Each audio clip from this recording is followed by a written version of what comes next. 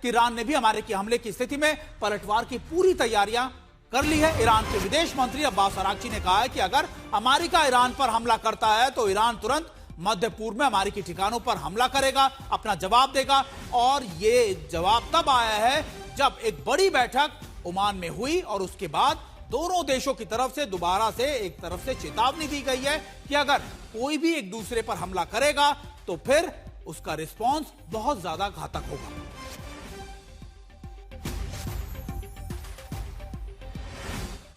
अभी हमने आपको एक बड़ी खबर बताई, अब आपको बड़ी स्क्रीन पर दिखाते हैं कि आखिर सुप्रीम लीडर के दिमाग में आखिरकार चल क्या रहा है। यानी अगर अमेरिका अटैक करता है तो फिर क्या बड़े ऑप्शंस इस समय ईरान के पास हो सकते हैं, जिनकी हरी झंडी या फिर जिनका सैंक्शन सुप्रीम लीडर से लगभग लिया जा चुका है। सबसे पहले मध्य पूर्व में अमेरिकी ठिकानों पर मिसाइल और ड्रोन से हमला करेगा ईरान। ये वो पॉसिबल आप कह सकते हैं कि ऑप्शंस हैं जो ईरान अडॉप्ट कर सकता है। पहला मैंने आपको बताया, मिडिल ईस्ट में अमेरिकी ठिकानों पर अटैक करेगा और यूएस के कई ठिकानों पर एक साथ साइबर वॉरफेयर या फिर आप कह सकते हैं साइबर अटैक भी किए जाएंगे। और देखिए, ये ईरान की क्षमता है, ये ईरान की ताकत है कि ईरान के पास ना सिर्फ बैलिस्टिक मिसाइलों का जखीरा बल्कि साइबर वॉरफेयर में भी ईरान बहुत आगे है। समंदर में अमेरिकी जहाजों पर छोटे नावों से हमला किया जाएगा। कल भी हमने आपको एक खबर दिखाई थी कि स्ट्रेट ऑफ हॉर्मुज में ईरान ने कई छोटी नाव, कॉम्बैट आप कह सकते हैं बोट्स तैनात कर दिए। वो इसलिए कि अगर अमेरिका कोई रिस्पॉन्ड करेगा तो फिर उनके शिप्स को टारगेट किया जाएगा। छोटी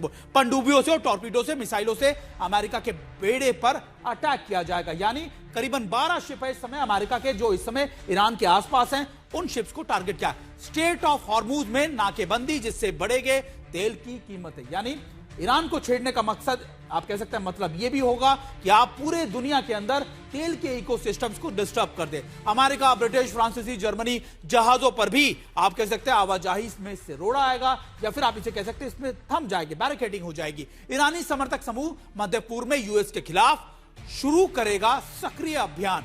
यानी फिर जो प्रॉक्सीज हैं जो लगातार ईरान को समर्थन करते हैं या ईरान के साथ हैं, वो भी कई जगहों पर ईरान के लिए मुश्किलें या माफ कीजिएगा यूएस के लिए, अमेरिका के लिए मुश्किलें पैदा करेंगे।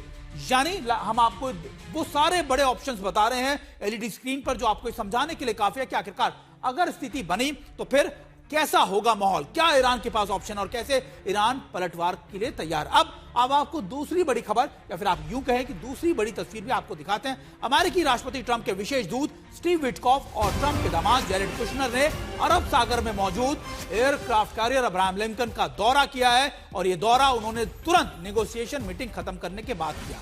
ओमान में एक तरफ ईरान और अमेरिका की बातचीत चल रही थी और उसी बातचीत के बाद वो सीधे पहुंचे इसी एयरक्राफ्ट कैरियर पर। ईरान के साथ बातचीत बेनतीजा होने के बाद इसमें अमेरिकी केंद्रीय कमान के प्रमुख एडमिरल ब्रैडली कूपर भी मौजूद थे। परमाणु विमानवाहक यूएसएस अब्राहम लिंकन पर स्टीव विटकॉफ और जेरी कुशनर ने अमेरिकी सैनिकों से मुलाकात की और तैयारियों का जायजा भी लिया। यानी अमेरिका भी एक तरफ बातचीत की टेबल सजाता और दूसरी तरफ अपनी तैयारियों की नुमाइश या फिर आप कह सकते तैयारियों की तस्वीरें भी दिखाता है।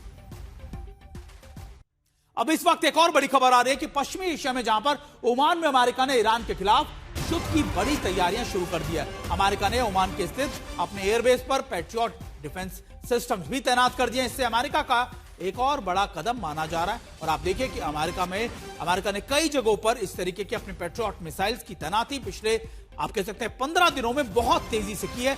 100 से ज्यादा ट्रांसपोर्ट एयरक्राफ्ट लगातार मिडिल ईस्ट के अलग अलग बेसिस पे स्पॉट किए गए, देखे गए और उनका मकसद था इन सभी बेसिस को लगातार एयर डिफेंस के मुकाबले मजबूत करना। क्योंकि पिछले साल भी जब अमेरिका और ईरान का संघर्ष हुआ था तब ईरान ने कई मिसाइलें अमेरिका पे दागी थी और कई बेसिस को टारगेट भी किया था।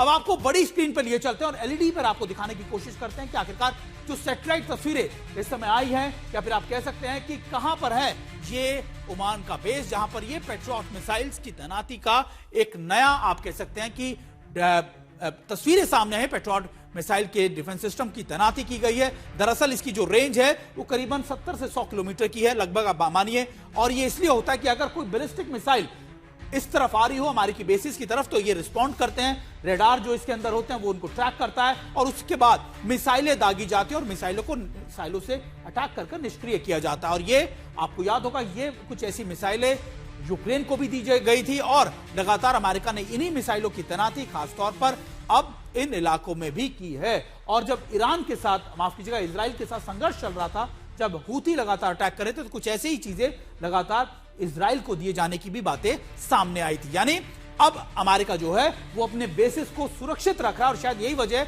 कि बार बार कही जा रही है ये बातें कि देखिए अमेरिका का फेज 1 जो तैयारी है वो पूरी हो चुकी है, लेकिन फेज 2 की तैयारियां अब भी जारी है। और इसी बीच एक और बड़ी खबर अपने दर्शकों को बता दें कि 6 ब्रिटिश F-35 जेट साइप्रस पहुंच चुके हैं। इनका मिशन इजराइल के हवाई क्षेत्र को सुरक्षा प्रदान करना है, ईरानी हम मिसाइलों पर हमले का जवाब देने का है। यानी आप देखिए कि ना सिर्फ अमेरिका बल्कि कई बाकी के यूरोप के मुल्क भी अब लगातार इजराइल की मदद के लिए सामने आ रहे हैं और खास तौर पे 6 ब्रिटिश F-35 जेट लगातार साइप्रस, यानी जो आपके लेबनान के बहुत करीब है या इजराइल के बेहद करीब है, वहां पर भेजे गए हैं। और इनका मकसद है कि अगर ईरान पर अटैक किया, इजराइल पर अगर अटैक किया जाएगा तो ईरान को रिस्पॉन्ड करने के लिए ये तैयारियां यूरोप के देश भी लगातार कर रहे हैं।